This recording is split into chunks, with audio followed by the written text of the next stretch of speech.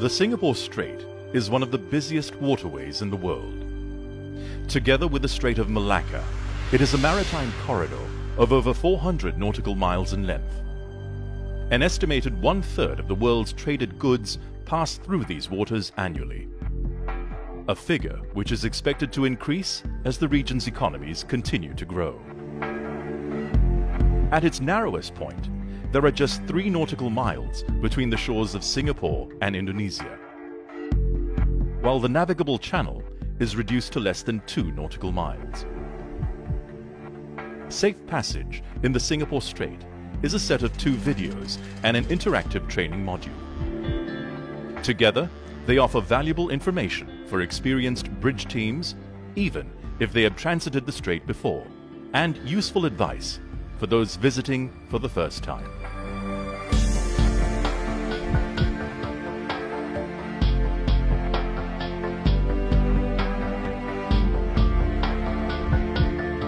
There are around 1,000 ship movements each day in the Singapore Strait. As a result, watchkeeping officers can find themselves having to deal with traffic situations involving a wide range of vessel types and sizes. This is especially challenging in poor visibility. So detailed voyage planning, good seamanship, and situational awareness are essential to safe navigation. The hydrographic data is regularly checked, so when calculating safety factors on depth and contour settings, make sure you have the most recent updates. There are strong tidal streams in the strait, which must be remembered, as these can make a big difference when crossing lanes or picking up a pilot. The pilot boarding grounds for Singapore and Malaysia are all to the north of the TSS. Sambu, the pilot boarding ground for Indonesian ports, is to the south. If you are going to pick up or drop off a pilot, it's good practice to come to the side of the separation lane nearest to the boarding ground in good time to avoid having to cross at the last moment.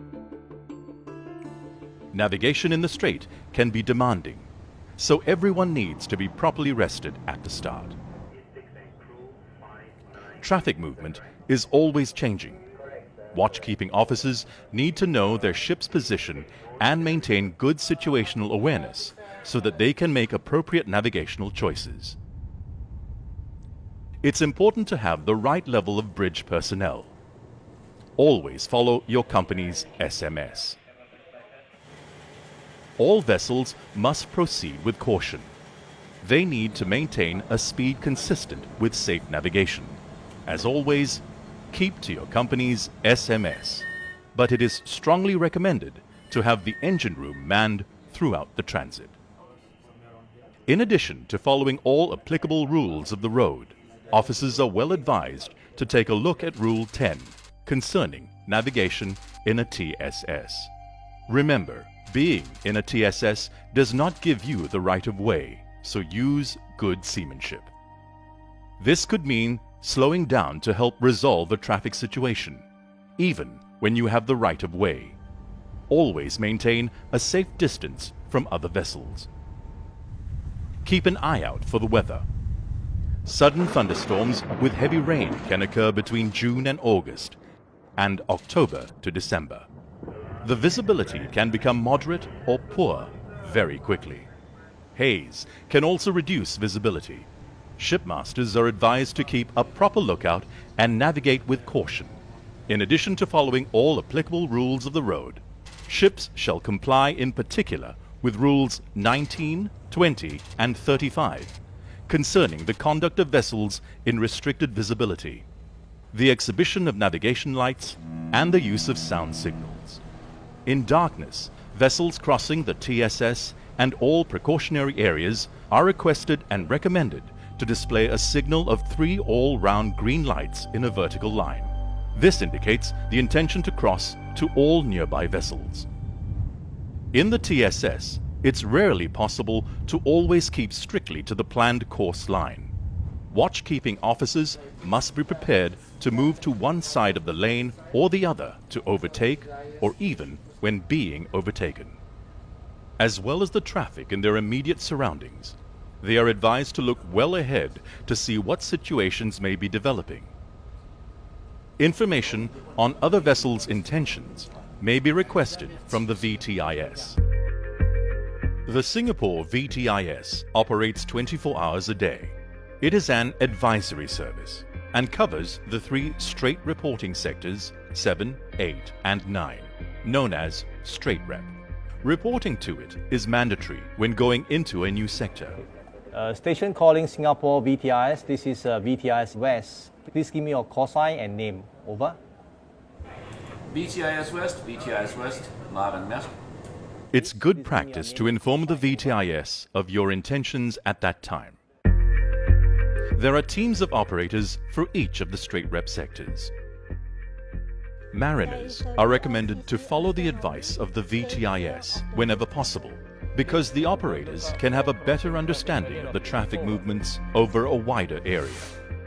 But remember that following navigational advice given to you by the VTIS does not give you the right of way. The bridge team alone is responsible for the safe navigation of the vessel. Going east, you will enter the Singapore section of the TSS at Sector 7.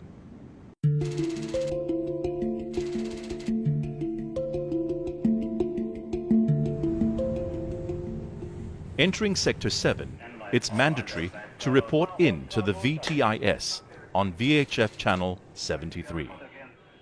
If you are transiting, you will be asked for information including your destination and whether you are carrying any dangerous goods. If you are, they will ask for details of IMO class and weights. You will not have to give this information again during your transit, as the VTIS pass it on from sector to sector. If you are going into the Port of Singapore, they will already have this information in the pre-arrival notification. There are 4 precautionary areas in the Singapore Strait where you may encounter a high density of crossing traffic. Eastbound. The first of these is at the start of the sector, where many vessels may be crossing at all angles. Take care, as smaller, local vessels may not strictly follow the rules of the road and may not answer VHF calls. Many of the eastbound vessels going to the ports of Tanjung Pelepas and Singapore will pick up a pilot in Sector 7. There are 3 boarding grounds to the north of the westbound lane, so be aware that some eastbound vessels may turn to port at this time in order to reach them. If you are picking up a pilot, put your pilot boarding ground as your destination in AIS. If not, checking the AIS information of nearby vessels may warn of their intentions, but never rely solely on AIS for collision avoidance.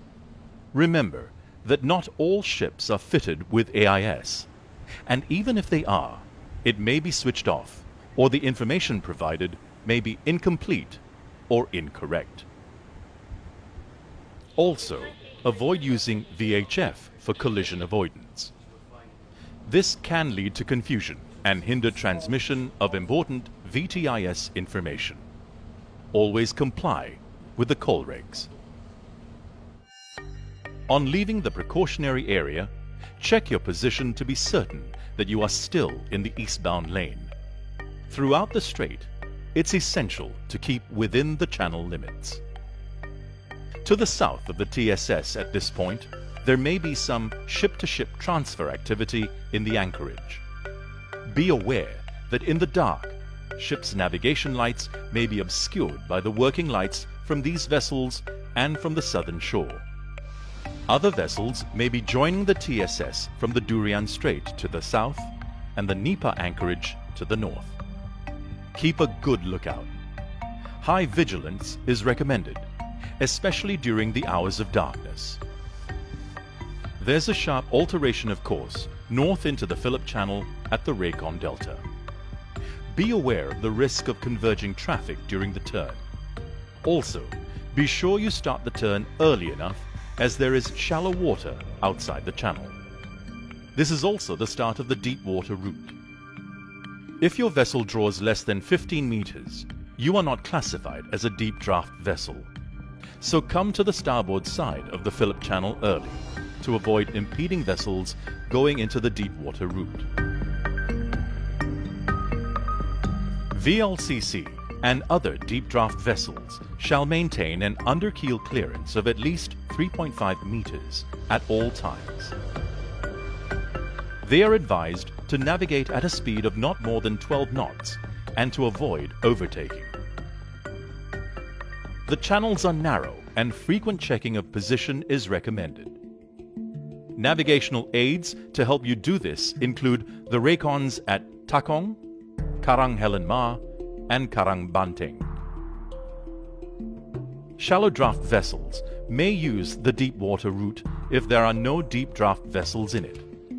Please notify the VTIS if this is your intention. Be aware that vessels may slow down or even stop in the TSS in the eastern part of Sector 7 and also the western part of Sector 8 to take on stores. Never be complacent in the TSS. Keep a proper lookout at all times. Avoid trying to guess at other ships' movements. The next sector is Sector 8.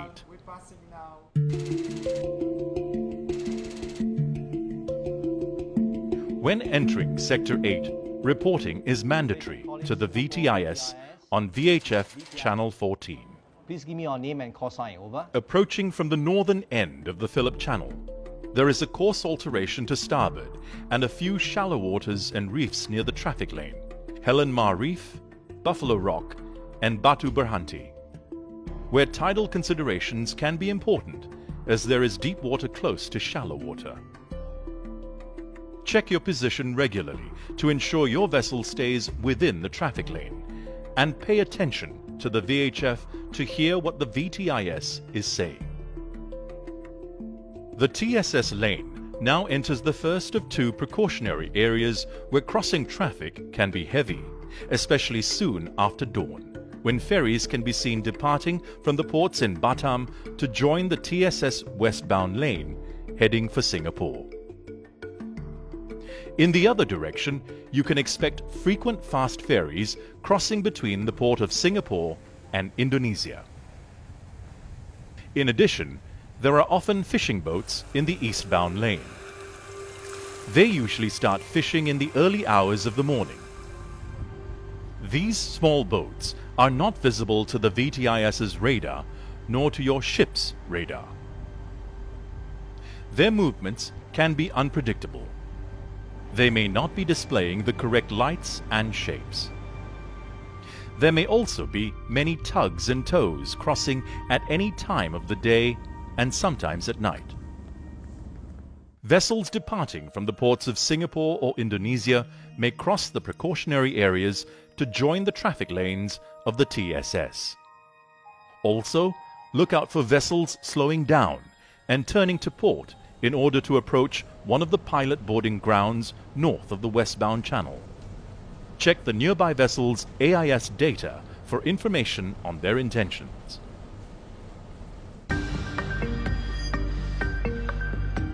There are 5 pilot boarding grounds to the north of Sector 8.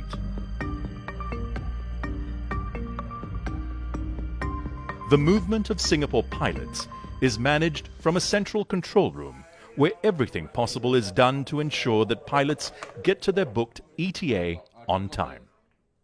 It is a separate organization from the VTIS. A tracking system means that delays are very rare, but with over 500 pilot assignments per day, delays do sometimes happen. You must contact the pilot service 2 hours before your ETA to confirm the booking on VHF Channel 20.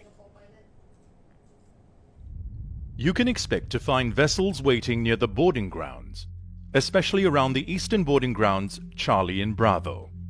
Vessels are advised to calculate and adjust their speed in the hours before arrival to avoid having to wait near a boarding ground and cause congestion. When approaching the boarding grounds, it is strongly recommended that they should do so at a safe speed, following all applicable rules of the road. In particular, the separation distance and factors listed in Rule 6, such as the state of visibility, available sea room and traffic density, among others. Only one vessel will be scheduled to arrive at Bravo and Charlie at any one time, and the next vessel will be scheduled at an interval of not less than 15 minutes later. Vessels arriving too early may have to wait, maintaining a minimum separation distance of 1 nautical mile from the vessel ahead. Information on vessels proceeding to these boarding grounds will be provided by the VTIS. Crossing the westbound lane to pick up a pilot can present a challenge. Vessels should be positioned early on the north side of the eastbound lane so that they won't have to cross the entire TSS at once. Shipmasters are advised to cross at right angles to the TSS, in compliance with the coal regs and the good practice of seamanship. If they are unsure of any westbound vessel's intentions, the bridge team can ask the VTIS for information. Some of the boarding grounds are close to anchorages, so approach these at a safe speed, keeping a safe distance from the vessels in the anchorage. If you are crossing during the hours of darkness, be sure to display the signal of 3 all-round green lights in a vertical line. Allow enough time and sea room when picking up a pilot.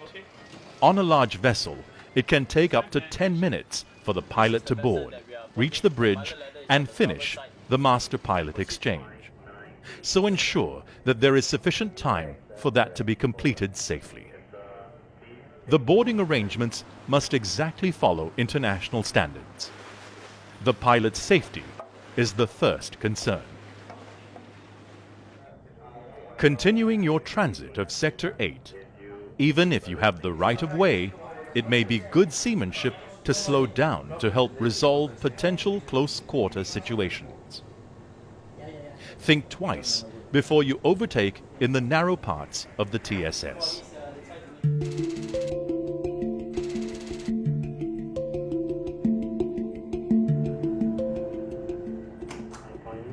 When entering Sector 9, reporting is mandatory to the VTIS on VHF Channel 10. Sector 9 is generally less crowded than Sector 8, as the TSS is wider. However, the large precautionary area that takes up about half of the sector can still be very busy with crossing traffic. At first light, there may be tugs and barges crossing. Fast ferries may cross at any time. You must be aware of them and know where they are. And look out for vessels entering and leaving the East Johor Strait to join the eastbound lane. Near the wheelover point towards the eastern end of Sector 9, the lane narrows slightly. Beware of vessels converging. There can be eddies when the current is running strongly, so it's good practice to avoid the shallow water near the eastbound channel's northern boundary.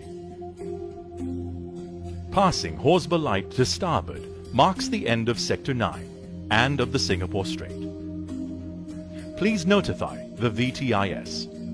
You're leaving Sector 9, switch over to Channel 16, have a good watch, VTIS is out.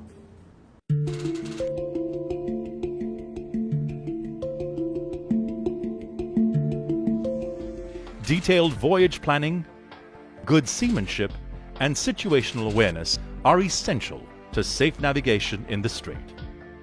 Make sure your bridge is adequately manned as specified by your SMS. Maintain good communication with the VTIS throughout your transit. We hope you found this video helpful. Have a safe passage.